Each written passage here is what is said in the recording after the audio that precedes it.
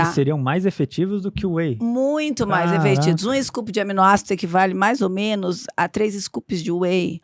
Ele vai ter, quando você lê o rótulo, você lê que a quantidade proteica é a mesma. Vamos dizer que tenha lá, sei lá, 22, 25 gramas de proteína, o scoop. Só que o que acontece, o aminoácido ele é muito mais hidrolisado. Porque assim, ó, a proteína que você toma no whey, você está tomando, a maioria das vezes, é a caseína do leite, né? Se você está num whey de origem animal. E aí você vai passar para o teu processo digestório. O aminoácido não, ele já está inteiro hidrolisado. Então, a absorção é melhor, você absorve. Entendi. Não gera desbiose, como o whey gera. Não gera sobrecarga renal, como o whey gera. Mas qual é o grande problema dos aminoácidos, né? São poucos no mercado. Por quê?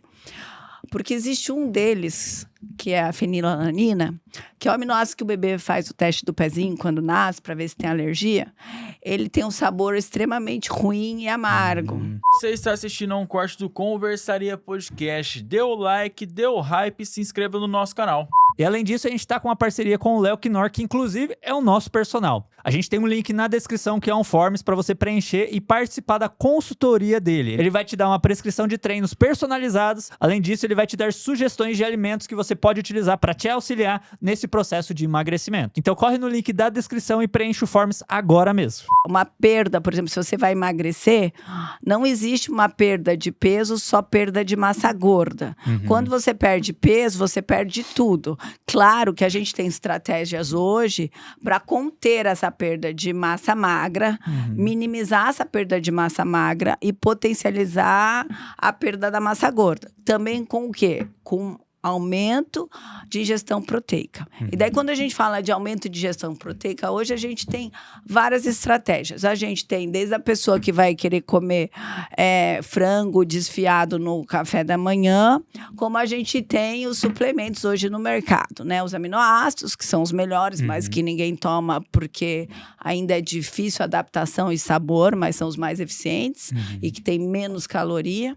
E depois a gente tem os whey, a gente tem os colágenos, os beef proteins, né? Que a gente tem vários suplementos aí no mercado que podem ajudar com isso. Porque a ingestão proteica, por exemplo, se eu pegar você, vamos lá, faz a conta aí pra mim. 70 quilos. Quem dera. Com, 2 gramas, você precisa de 140 gramas de proteína. É bastante coisa. É muita coisa, né? Você bater só em alimento, né? Você bater só em alimento é bastante coisa. Tá? Pra quem tem muita fome, beleza, né? Agora, pra quem não tem o costume de comer muito, é uma tortura. O aminoácido seria quais produtos? O aminoácido, na verdade, chama-se aminoácido. Você compra, é uma lata como se fosse whey. São os aminoácidos essenciais que a gente precisa, são 10. Mas o principal, quando você compra um aminoácido, quando você vai olhar a lista de ingredientes, o que você tem que olhar é o seguinte: a leucina. E você tem que olhar qual é a quantidade que você tem. Então, por scoop, por ingestão sua, no mínimo 2,5 gramas. Então, 2.500 miligramas de leucina. Tá? Eles seriam mais efetivos do que o whey? Muito mais efetivos. Um scoop de aminoácido equivale mais ou menos a 3 scoops de whey. Ele vai ter, quando você lê o rótulo, você lê que a quantidade proteica é a mesma. Vamos dizer que tenha lá, sei lá, 22, 25 gramas de proteína, o scoop. Só que o que acontece, o aminoácido ele é muito mais hidrolisado. Porque assim, ó, a proteína que você toma no whey, você está tomando, a maioria das vezes, é a caseína do leite, né? Se você está num whey de origem animal. E aí você vai passar para o teu processo digestório. O aminoácido não, ele já está inteiro hidrolisado. Então, a absorção é melhor, você absorve. Entendi. Não gera desbiose, como o whey gera. Não gera sobrecarga renal, como o whey gera. Mas qual é o grande problema dos aminoácidos, né? São poucos no mercado. Por quê? Porque existe um deles, que é a fenilalanina, que é o aminoácido que o bebê faz o teste do pezinho quando nasce, para ver se tem alergia. Ele tem um sabor extremamente ruim e amargo. Então, é muito difícil hoje no mercado mascarar esse sabor. Então, o que acontece hoje, o que eles fazem? Eles são bem adocicados e são poucas marcas que fazem, que investem. Por quê? Porque a adesão de paladar muito inferior que uma adesão de whey, que você tem trocentos mil sabores, né? E é gostosinho. O aminoácido, ele é, vamos dizer, tomável, mas ninguém vai falar que o aminoácido é gostosinho, tá? E em termos de valores, ele também é mais barato ou não? Não, pelo contrário, o aminoácido é mais caro. O aminoácido sempre foi usado em hospital, tá? Para pacientes críticos que estão, que a gente fala com muita necessidade de proteína, que estão lá com catabolismo muito grande, então em UTI isso sempre foi usado. Então era um alimento na base hospitalar. Hoje já existe para a gente comprar, com sabores e tudo, mas ainda é um suplemento que é um pouco mais caro. Ele é muito mais eficiente? Só que a palatabilidade dele é pior, é mais difícil se adaptar. Se você perguntar para mim o que eu tomo aminoácido. Eu não tomo whey. Corajosa. Não, mas é que a gente conhece, a gente sabe. Sim, Mistura na água e toma sabor de maracujá e vai lá. Mas é muito ruim mesmo? Não, é doce. É um suco de maracujá bem doce, esse que eu tomo. Mas se for pra ficar grandão, ué. água de rio. Sei lá. Tem gente que antigamente fazia umas gororoba, quando não existia nada disso, nem whey. Eram umas gororoba que batia no liquidificador e mandava pra dentro, pra suprir. Os caras tomam uma coisa de cavalo, creatina de cavalo. Agora tá fácil. Perto disso tá fácil, mas é que ele não é gostosinho. Não tem sabor e cookies, sei lá, entendeu? O whey tem uns doce 20, de 30 leite, sabores aí. não vai ter. Mas você chegou a mencionar ali a UTI, você me corrige se eu tiver errado, tá? Mas geralmente eu vejo que as pessoas falam que quem tá na UTI, assim, a decisão de quem vai viver ou morrer depende da quantidade de massa muscular que você tem ali. Claro que não é só isso, mas diz que é extremamente importante na hora da... É muito importante, por exemplo, para pacientes que a gente fala críticos, independente se está na UTI ou não tá, eu sempre falo assim, se você vai para o hospital, é bom ser gordo. Tá? Não, é verdade. Se você vai para o hospital, é bom você ser gordinho para ir para o hospital. Porque você vai perder muita massa lá. Por quê? Porque o metabolismo, quando você está doente, ele é extremamente acelerado. E muitas vezes, quando você está doente, você não consegue comer. Ou além, pior disso, às vezes você nem pode, você está numa alimentação enteral, ou às vezes está numa alimentação parenteral. Então, assim, o catabolismo é muito grande. E isso é verdade, sim. Na verdade, se você entra mais cheinho, a sua chance de sobrevivência é muito maior de quem entra magrinho. Você tem mais estoque ali. Você tem mais estoque para aguentar. Então, já fica a dica aí pro pessoal. Eu já tô no processo. Já tá no processo? Já tá de engorda? Tá no processo de engorda?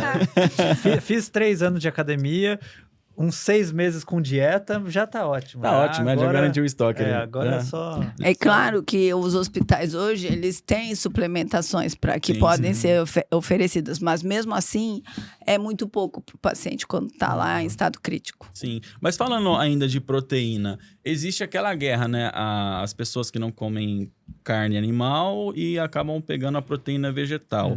Existe melhor e pior? Tipo, mesmo que você seja vegano ou algo do tipo, você tem que comer carne de animal, porque existe diferença na qualidade ou não? Existe, sim, diferença na qualidade e na absorção.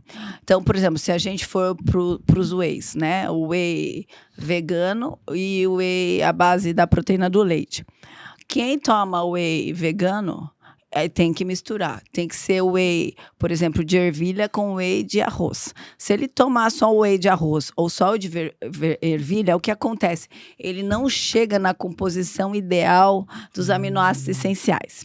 E uma outra coisa que sempre é muito importante... Você lembra do aminoácido que eu falei? Que você tem que olhar quantas miligramas você está tomando? A leucina. Então, isso é o mais importante se você está pensando em construção de massa muscular. Então, quando você faz o mix, você tem que calcular a quantidade de leucina. Então, faz diferença sim. Para uma pessoa que é vegetariana, é muito mais difícil ela ganhar massa muscular do que uma pessoa que é carnívora. E isso você pode ver fisicamente. O biotipo das pessoas vegetarianas e o biotipo das pessoas carnívoras. Agora, eu não tô falando que ser vegetariano é ruim, tá, gente? Sim. Eu só tô falando aqui no que diz respeito à construção de massa muscular, tá? Normalmente, os vegetarianos, eles vivem mais. Claro que é o vegetariano que come, que a base da alimentação dele são as verduras e legumes e leguminosas, né? Os feijões, ervilhas, lentilhas. Eles vivem mais do que os carnívoros. Isso é comprovado cientificamente. Agora, existe o vegetariano que come só massa. Então, esse aí, na verdade, é o pior de todos, porque ele não come as verduras e os legumes, as leguminosas que seriam, vamos dizer, de qualidade, de uma alimentação rica em nutrientes, para comer uma massa, um pão, que ali a gente só tem uma farinha refinada, que, na verdade, ele só está comendo carboidrato. Né? Nesse caso aí, normalmente esses vegetarianos têm mais facilidade de engordar. Daí. O que come muita massa, sim, com certeza, com certeza. Então, visualmente ali, você chega pra pessoa e fala, você não tá comendo mato, né? Você tá comendo massa, né? Então, assim, vegetariano é muito bom, é saudável, desde que ele tenha uma dieta extrema equilibrada e uma rotina com essa alimentação muito estruturada e equilibrada. Não é fácil, gente, ser vegetariano, é difícil. Não, acho que não. É muito mais fácil ser carnívoro.